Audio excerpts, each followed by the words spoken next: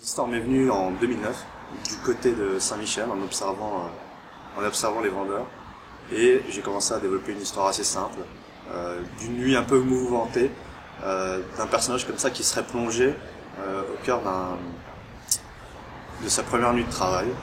Alors je me suis mis à enquêter sur ces jeunes Bangladais et je me suis rendu compte que certains avaient fait des études, parfois ingénieurs, comptables ou autres. Et du coup ils exerçaient ce petit métier qui est dans leur échelle de valeur quelque chose d'assez noble au final.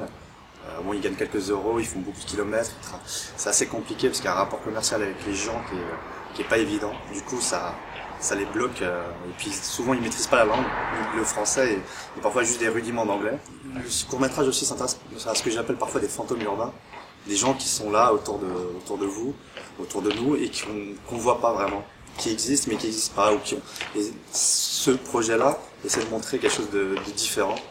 Parce qu'à un moment donné, on va se rendre compte que Navid, le personnage principal, est un peu plus que ce qu'il paraît être réellement. Il n'est pas juste un simple vendeur de roses, mais dans l'histoire, il va sauver un homme qui est à deux doigts de mourir, et on va comprendre plus tard qui il est vraiment, ou qui il a été, et comment son passé l'a rattrapé dans ce présent-là, dans cette ville de Paris qu'il connaît à peine. J'ai fait un premier court-métrage sur les militaires français qui revenaient d'Afghanistan. Je m'étais encore intéressé à souvent des gens en marge. En fait, c'est peut-être la dominante principale de mes projets, en tout cas en court-métrage. Qu'est-ce que la marginalité parfois dans une ville qu'on peut appeler normale.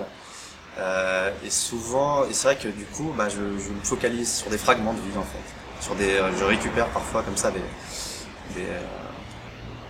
certains morceaux de vie et puis du coup j'essaie de recomposer ça en fiction et Packy Flowers est en grande partie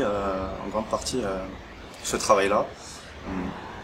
Le but c'est quand même d'essayer d'atteindre une histoire universelle dans une ville qu'on connaît tous et pourtant il y a toujours des histoires et toujours des choses à raconter, à observer et à essayer de replacer, de recontextualiser.